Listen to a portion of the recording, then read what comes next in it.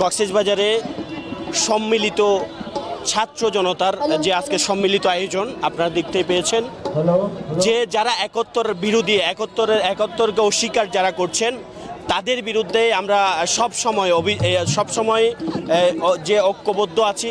যারা যে একাত্তর বিরোধিতা করছেন তাদের বিপক্ষে আমরা কথা বলছি, এবং যারা জাতীয় সঙ্গীতকে যারা অস্বীকার করছেন আমরা তাদের ঘুর বিরোধিতা করছি। যারা ৭১ আর ২৪কে অস্বীকার করে, যারা জাতীয় সঙ্গীত বাদ দিয়ে তারা ইসলামী সঙ্গীত পরিবেশন করতে চায়, আমরা তাদের বিরুদ্ধে আমাদের অবস্থান। ৭১ আমরা অস্বীকার করতে পারবো না, ৭১ না হলে ২৪ আমরা কি পালন করতে পারতাম না। সেজন্য যারা ৭১ বিরোধী, আমরা ছাত্র সমাজ সবসময় আমরা ৭১-এর পক্ষে আছি। যারা ৭১কে অস্বীকার করবে আমরা সবসময় তাদের বিপক্ষেই থাকবো। আমরা জানি, আমরা জুলাই আগস্ট বিপ্লবে ছাত্র জনতার গণ অভ্যুত্থানের মাধ্যমে আমরা এই বাংলাকে স্বৈরাচার মুক্ত করেছি, এবং তার একটু ফ্ল্যাশব্যাকে যাই। আমরা জানি ১৯৭১ সালে দীর্ঘ ৯ মাস রক্তক্ষয়ী সংঘর্ষের মাধ্যমে আমরা এই বাংলাকে হানাদার মুক্ত করেছি। হানাদার মুক্ত করলেও আমরা দেখেছি বিভিন্ন সময় কিছু গোষ্ঠী বা কিছু শ্রেণী বলেন ১৯৭১কে স্বীকার করতে চায় না, ১৯৭১কে প্রশ্নবিদ্ধ করতে চায়। শহীদ মিনারে তাদের আপত্তি, শহীদ মিনার মোমবাতি প্রজ্বলন আপত্তি, জাতীয় সঙ্গীতে তাদের অ্যালার্জি।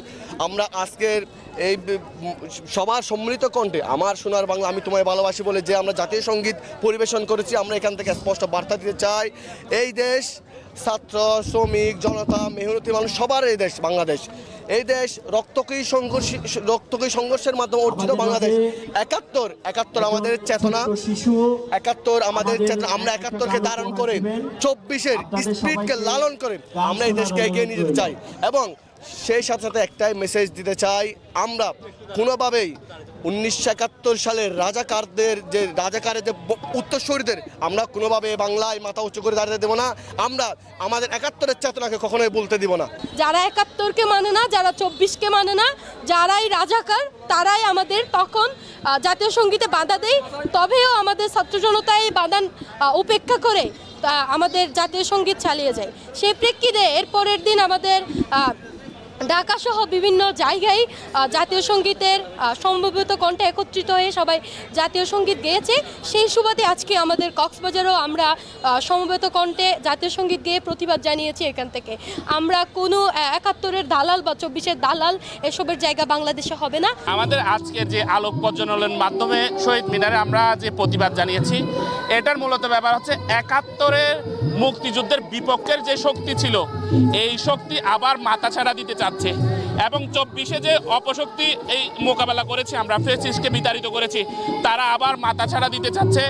এই বাংলাদেশ, স্বাধীন বাংলাদেশকে আবার তারা স্বৈরাচারী ভাবে এটাকে জবরদখল করার চেষ্টা করছে। সেটাকে প্রতিহত করার জন্য আমাদের এই প্রতিবাদ।